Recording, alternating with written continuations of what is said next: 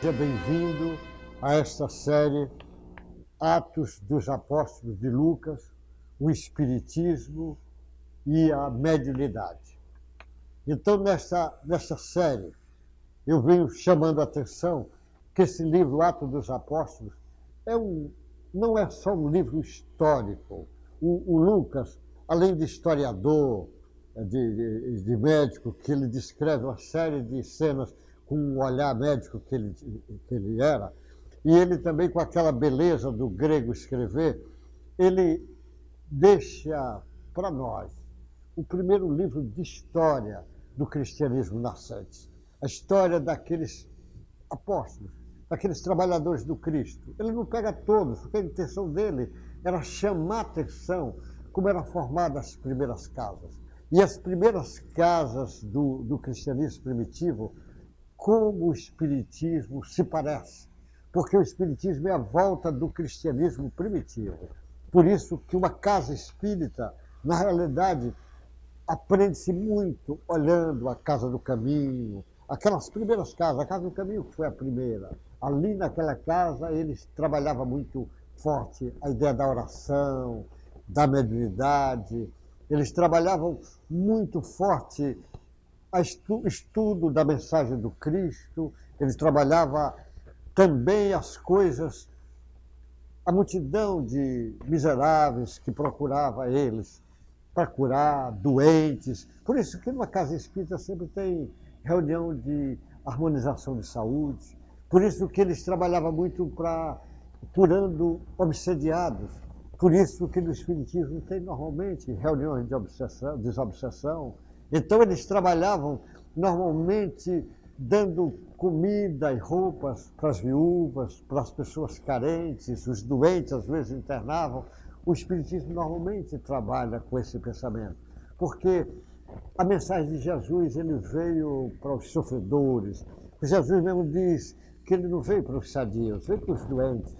A mensagem de Jesus é uma mensagem de compaixão para os sofredores, os que estavam sofrendo, por isso que ele diz, vinde a mim todos que estão cansados e oprimidos, eu vos aliviarei, porque a mensagem de Jesus é nessa direção. E o Espiritismo, como é a volta do cristianismo, ele normalmente tem uma mensagem consoladora, de esperança, uma mensagem que precisa acordar as pessoas para as lições profundas do Evangelho.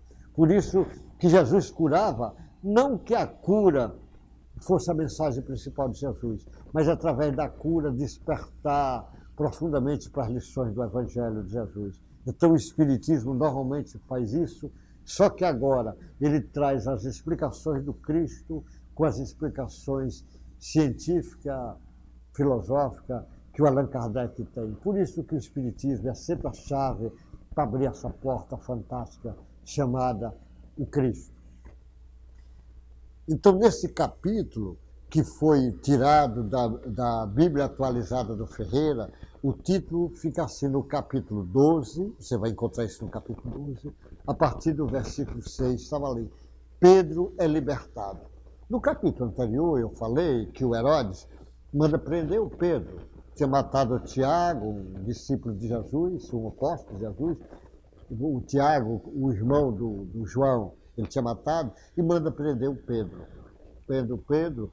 Mas ele disse que não podia matar o Pedro naqueles dias, porque era época de festa. Daqui a 8 dias ia bastar, quando passasse a festa. A intenção dele era crucificar o Pedro no lugar que Jesus foi crucificado, para agradar os judeus, ele fazendo isso. E ele vai querendo agradar politicamente, achando que era mais fácil matar os cristãos. E ele vai trabalhar isso. Então, esse capítulo começa dizendo assim, na noite anterior ao dia em que Herodes ia apresentá-lo ao povo, porque ele ficou preso vários dias, no dia que ele ia apresentar ao povo, Pedro dormia entre dois soldados, preso com 2 correntes, sentinelas junto à porta, guardava a prisão. Eis, porém, que sobreveio um anjo do Senhor e uma luz iluminou a prisão. O anjo tocou do lado de Pedro e despertou, dizendo. Você veja como era. Por isso que eu estou dizendo, esse livro é um trabalho que quem conhece mediunidade, como é fácil. Porque ele diz assim, ó, ele estava preso, ficou preso vários dias, porque ficou 8 dias preso, porque ele ia poder matar depois da festa.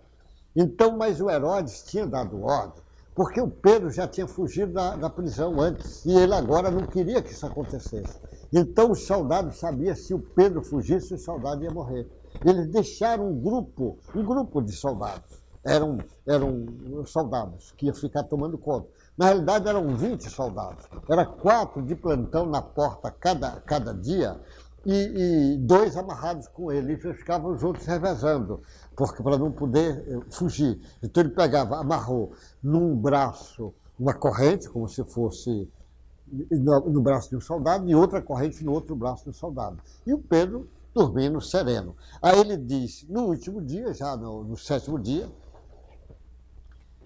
eis que, porém, sobreveio um anjo do Senhor. Anjo, o Espiritismo sempre chama atenção, anjo é espírito, só que é um espírito já no estado angelical, espírito já puro, um espírito que já fez a sua caminhada, que já adquiriu essa condição. Porque se Deus fizesse um anjo e fizesse alguém numa situação ruim, não seria justo. É muito mais justo as pessoas, o anjo é alguém que conquistou essa condição. Ou seja, alguém que já vem trabalhando no bem há tanto tempo, vem seguindo as mensagens profundas do Cristo há tanto tempo. E esse ser angelical, que é um ser especial, ele diz, sobreveio um anjo do Senhor e uma luz iluminou a prisão. Normalmente esses seres são iluminados, por isso que eu digo, espírito de luz. Chega e iluminou ali onde Pedro estava, porque era noite quando ele chega. O anjo tocou ao lado de Pedro e despertou, dizendo, você veja, Pedro dormindo, a serenidade de quem está em paz com a sua consciência. Dormindo, o anjo toca nele e diz, levanta depressa. Então as correntes caíram da mão e o anjo continuou. As correntes, levanta depressa. O anjo acordou, o Pedro, manda ele levantar depressa e as correntes caíram da mão. Esse estudo de materialização e desmaterialização é bem estudado no Espiritismo.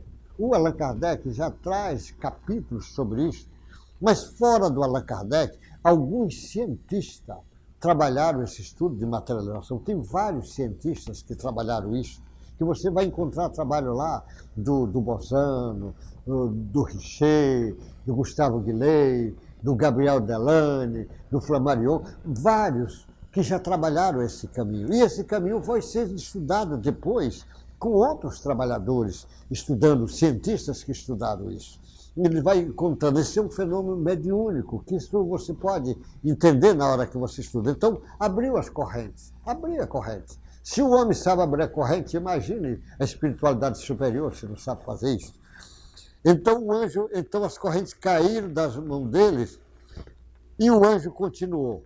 O espírito angelical falou para o Pedro, coloca o cinto e calce as sandálias. E ele assim o fez.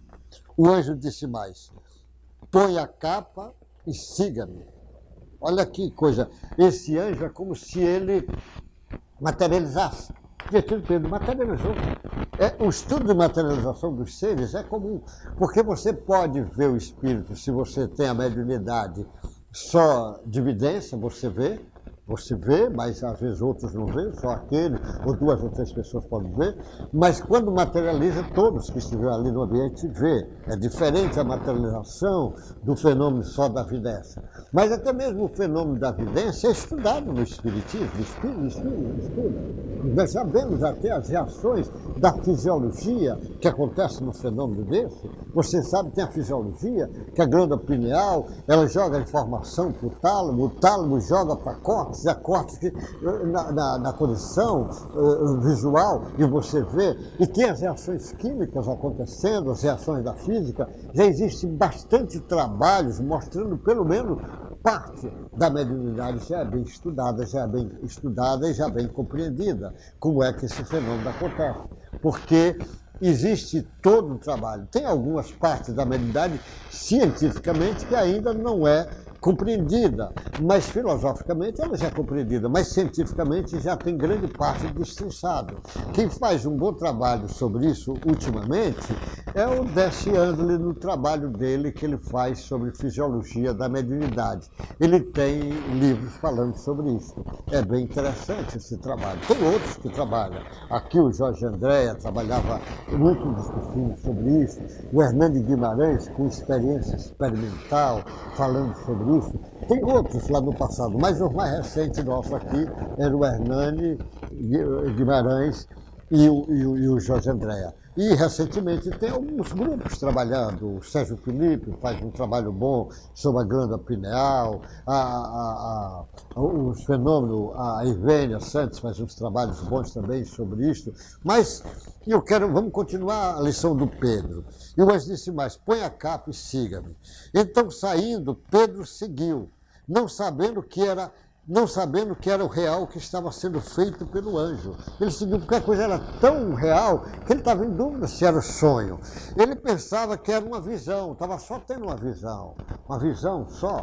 Mas, na realidade, ele estava vendo o Espírito materializado, igual Jesus se materializou para aparecer aos discípulos depois da sua crucificação. Se materializa. Isso é um fenômeno também bem estudado no Espiritismo. Depois de terem passado a primeira e a segunda sentinela, chegaram ao portão de ferro que dava para a cidade, o qual se abriu automaticamente, e saindo enveredaram por uma rua, e logo adiante o anjo se afastou dele. Então Pedro, caindo em si, disse: agora sei que de fato o Senhor enviou o seu anjo e me livrou da mão de Herodes e de toda a expectativa do povo judeu. Ele está dizendo o seguinte: você imagine, ele fez aqueles 2 soldados que estavam com a corrente dormir. Isso também dá para fazer. Não é só dormir. O sujeito, os espíritos faz isso fácil. O homem faz o outro dormir. Imagina o que a espiritualidade fez dormir, como fez o sentinela dormir. Nem viram. Entra no sono profundo. Eles dão para fazer isso. E ele passa, e as correntes vão abrindo, a porta, a última parte. Quando ele fica só, que passa aquela viela que está só na rua, aí deixa agora por conta de Pedro. É como normalmente é assim. Deus, a espiritualidade superior, nos ajuda no que nós não sabemos fazer, mas a parte nossa ele deixa que nós possamos fazer. Então é como se disse Pedro: olha, agora eu te tirei onde você não podia sair, mas a partir de agora é você que toma conta de você mesmo. Por isso que tem pessoas que esperam tudo de Deus, mas não quer fazer a parte dele, não. Faça a sua parte e Deus fará a parte que você não sabe fazer. Acredite nessas possibilidades, desde quando você esteja harmonizado nas leis divina e natural, que Jesus veio trabalhar isso para nós e que o Espiritismo veio explicar para nós o que é leis divina e natural, como se harmonizar com essas leis.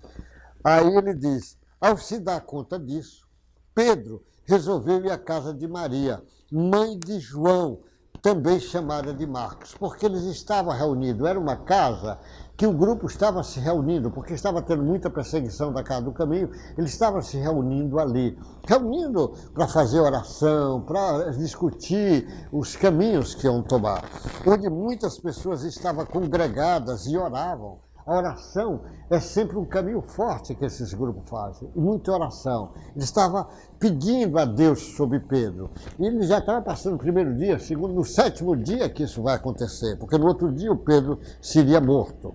O Herodes ia apresentar o povo para fazer a matança. Quando ele bateu, aí o Pedro chega na casa e bate a porta. Uma empregada chamada Rod foi ver quem era. Reconhecendo a voz de Pedro, ficou tão alegre que nem o fez entrar, mas voltou correndo para anunciar que Pedro estava à porta. Então os outros disseram: você está louca?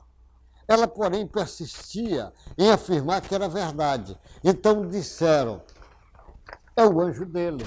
Ele diz o anjo dele, porque eles estavam acostumados, quando alguém desencarnava, você viu o espírito desencarnado. Quando aparece o espírito desencarnado, você está vendo o corpo espiritual. O corpo espiritual que o Paulo de Tarso chama a atenção, o corpo espiritual, que é o perispírito do que o espiritismo chama a atenção, que é uma revolução quando a ciência começou a estudar o perispírito. Imagine a revolução que isto vem. O perispírito vai explicar essa série de fenômenos, até entender o fenômeno de doença, de saúde, de obsessão, desobsessão, as mediunidades mais variadas possíveis. Você vai entender no estudo do perispírito. Então disseram para ela, você está vendo o anjo do Pedro, ou seja, o corpo espiritual do Pedro, porque eles já estavam acostumados a ver, porque eles tinham vidência, eram médios, tinha mediunidade, o fenômeno mediúnico era muito forte lá naquele grupo inicial.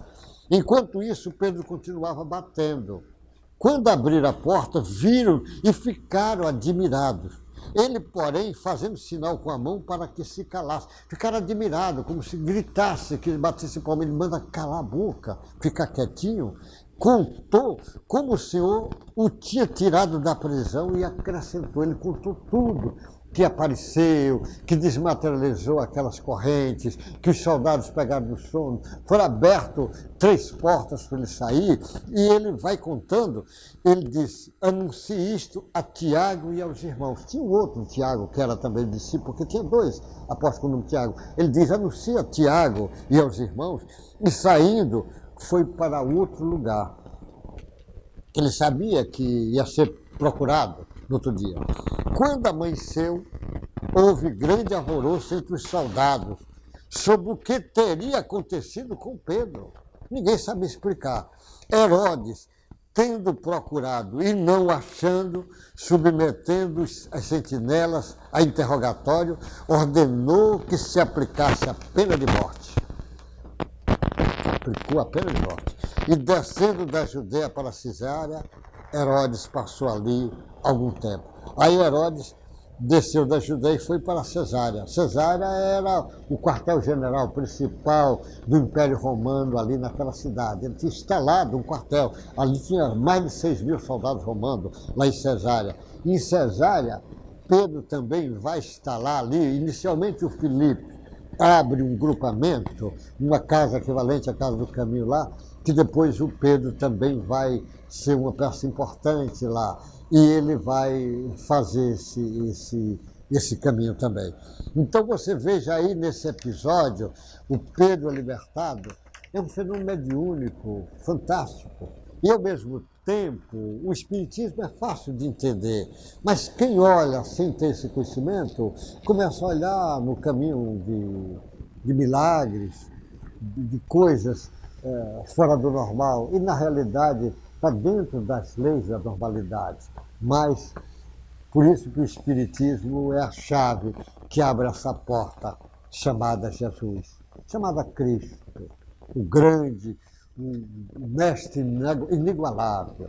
Sem sombra de dúvida, Jesus é o grande comandante do planeta, dessa constelação. As pessoas olham Jesus como chefe religioso. É um olhar pequeno. Jesus é muito maior. Jesus é o chefe da religião, da filosofia, da ciência, da arte, da política, do social. É o chefe da evolução deste planeta. E ele pegou esse planeta mais atrasado, primitivo, e trouxe na condição de planeta de expiação e provas. Mas vai levar esse planeta na condição de regeneração. E aí você precisa refletir sobre isso, sobre essas lições profundas do Mestre Jesus, agora falado por esse didático chamado Lucas, um grande historiador e um médico e um trabalhador do Cristo, que, sem sombra de dúvida, é um dos maiores. Que Deus lhe guarde, boa sorte e até o próximo encontro, se Deus quiser.